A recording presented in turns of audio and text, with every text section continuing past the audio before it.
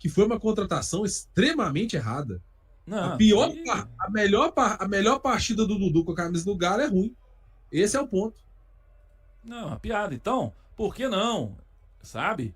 Deixa eu falar um negócio. O Gabriel Veneno não vai fazer menos que o Dudu, não. Eu tenho total certeza. O Mosquito também não.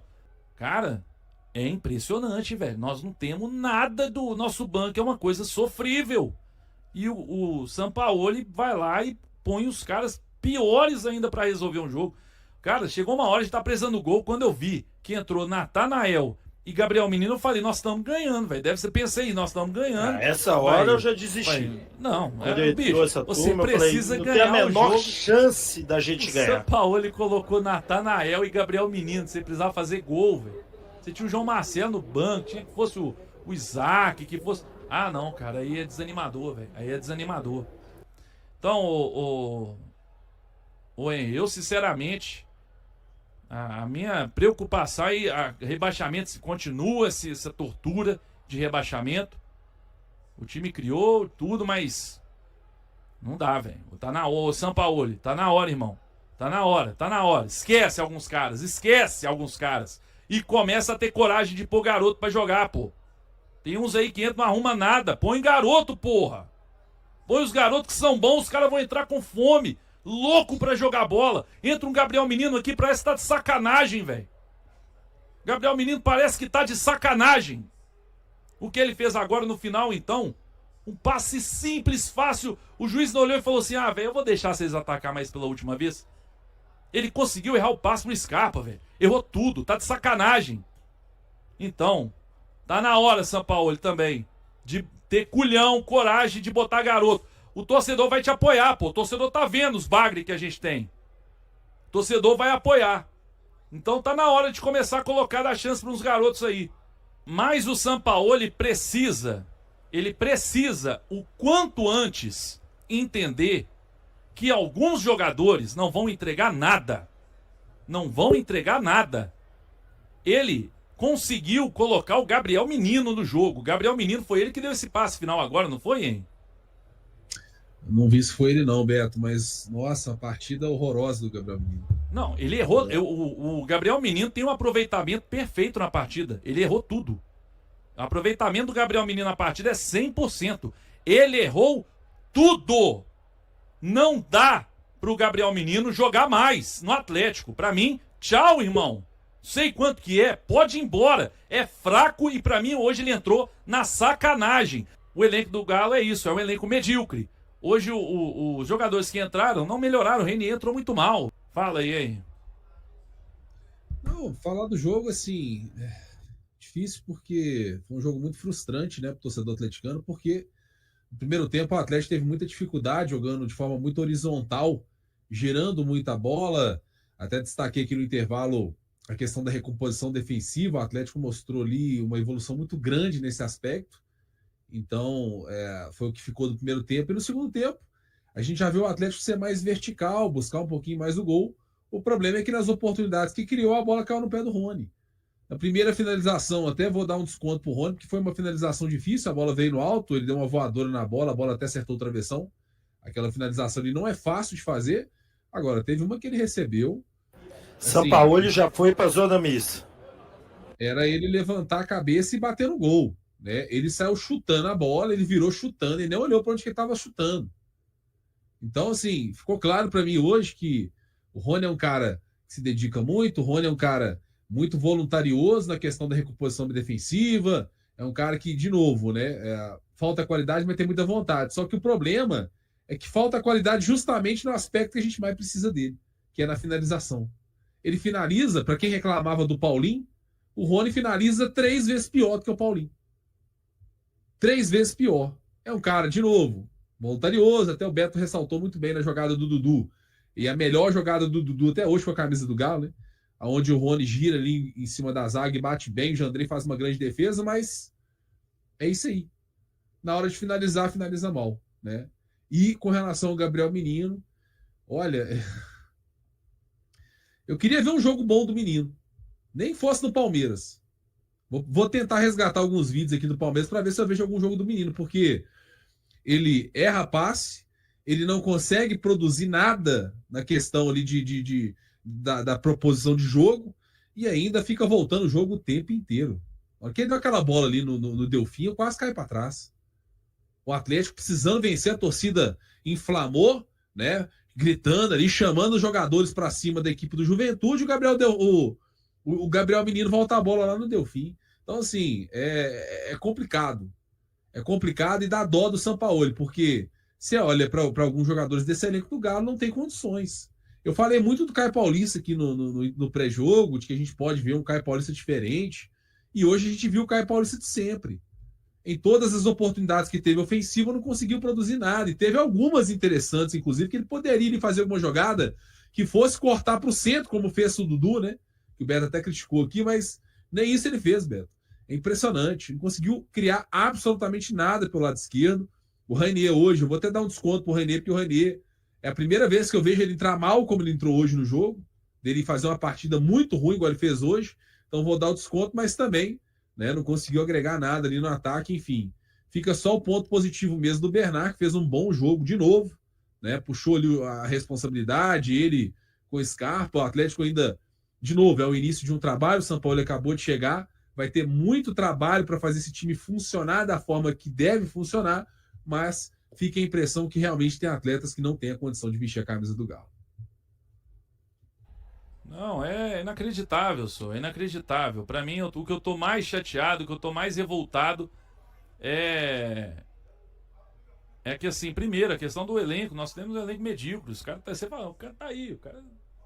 As chances que a gente teve, o time criou muito. Só que, cara, chega uma hora que já deu, velho. Tudo bem, São Paulo deve ser acho que é o 7º jogo.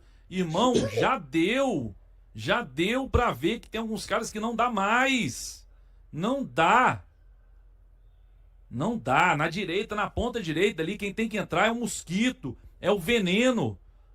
Se precisar, põe o João Marcelo pra jogar. Não pôs. Por que não pôs? Trouxe João Marcelo, trouxe Cadu, trouxe Isaac pra passear hoje aqui, cara. Porque a impressão que eu tenho é que eles só entrariam se o Rony machucasse. Enfim, mas é o que eu falei. No final das contas, tô falando dessa questão do São Paulo, mas, repito, pra mim o São Paulo é o menos culpado hoje pelo empate. O time tá bem treinado, o time joga bola. A gente vê hoje o Atlético jogando futebol, que a gente não via. Hoje o time joga futebol, o time criou. O time chegou na cara do gol algumas vezes, criou várias oportunidades, gira, vai, consegue abrir espaço, faz jogada de infiltração e tudo. Mas aí esbarra onde? No belíssimo trabalho do Vitor e do Paulo Brax. Um grande trabalho deles, que encheram esse elenco de jogador medíocre. Aí quando a gente precisa deles, é isso que a gente vê hoje, né? Não tem, né? E o Paulo Brax que só aparece na Globo e no Itatiaia, né? Porque pro resto do público ele não dá entrevista, não. Ele acha que não vale a pena, ele acha que não precisa, e ele não percebeu que 80% da torcida do Galo é contra o cara, porque o trabalho dele é péssimo. E o Atlético hoje, você falou bem, Beto, sobre essa questão da base, eu concordo com você que ele tem que dar mais chance para a base, mas ele está conhecendo o elenco ainda, então eu consigo entender perfeitamente o momento dele no Galo, de estar testando peças, né, de estar tentando dar oportunidades aí para tentar até recuperar jogadores. Ele recuperou o Bernard, recuperou aí o próprio Caio Paulista, que hoje não fez uma boa partida, mas o futebol dele já cresceu, enfim.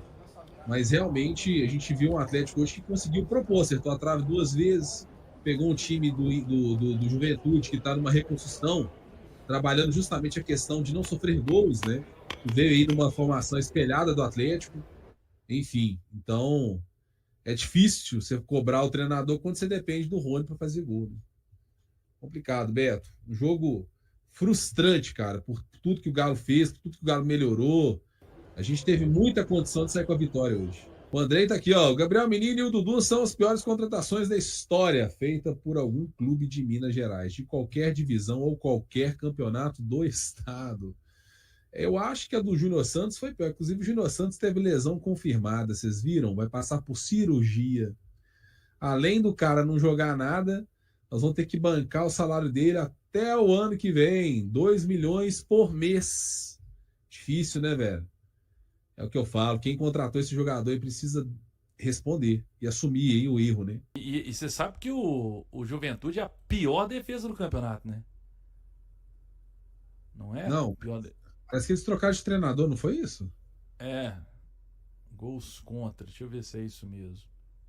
46 gols sofridos. A pior defesa do campeonato, a gente não conseguiu fazer umzinho hoje. 46 gols sofridos. E a gente não conseguiu fazer um. Mas também com o Rony fica difícil, né? Com o Rony sendo nosso camisa 9. Aí fica difícil. Aí, gente, vamos lá. Vamos falar que o Hulk tem que aposentar. Que o Hulk não precisa jogar mais no Galo. É isso aí. Aí que vai dar certo. Vamos confiar. Vamos acreditar que vai ser assim que vai dar certo. O Bruno falando aqui, ó. Gente, Juventude é outro com o Carpini. Tem o dó. Essa análise precisa ser mais realista. Cara, sim, mas foi o Juventude. O Juventude é o 17º colocado, né, tá na zona do rebaixamento. E o Atlético tinha sim a obrigação de ter vencido hoje. Precisava ter vencido hoje, né? Com Carpini, sem Carpini, não interessa. A Atlético tinha que ter vencido hoje. É um time fraco, sim, fraquíssimo. Que eu nunca vi um time cair tanto dentro de campo hoje. Eu nunca vi um jogo com um time que caiu tanto. Todo minuto tinha um jogador desse caído no chão. A gente tinha que ter vencido, tem desculpa não. E o pior é que daqui a pouco nós vamos enfrentar, semana que vem nós vamos enfrentar o Sport aqui. Alguém me garante que nós vamos ganhar? O Sport deu uma melhoradinha também. Nós vamos ganhar? Será que vão ganhar? Aí é difícil, velho. O Carpini, ele espelhou hoje o Atlético, né? Jogou com 3 zagueiros. Ele criou muita dificuldade pro Galo, tá? Realmente, o Juventude não foi um adversário fácil, não. Eu falo pela questão tática mesmo. Mas o Atlético criou, né, velho? O problema é que o Galo criou e perdeu gol demais. Esse é que é o ponto. Se não tivesse criado e tudo mais, aí seria outra análise. Agora o Atlético criou. O Rony perdeu pelo menos 3, 4 oportunidades, cara. Assim, pelo menos que ele perdeu mesmo, para falar pelo menos 2. Ele poderia ter feito gol e perdeu, né? Enfim. É meio complicado, cara. Eu também não sou cego, né? Eu preciso destacar que o ataque do Galo é inoperante, não mete medo em ninguém. Hoje ataque contra a pior defesa da competição, desde o primeiro tempo. Aí muita posse de bola, mas mais uma vez, contra um adversário ruim, etc. Cria e nada. Aliás, esse Juventude aí, para ficar ruim, tem que melhorar muito, tá? Tá na zona, seríssimo candidato ao rebaixamento. O time é muito fraco, mas nem assim o Galo conseguiu a 3ª vitória em uma semana ou em menos de uma semana.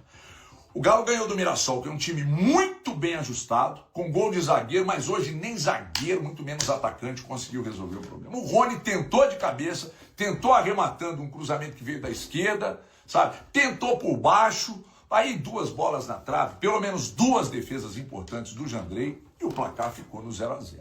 O grande problema, repito, é você jogar contra um time que tem a pior defesa da competição e não conseguir fazer um mísero gol nesse adversário. Até que criou para ganhar.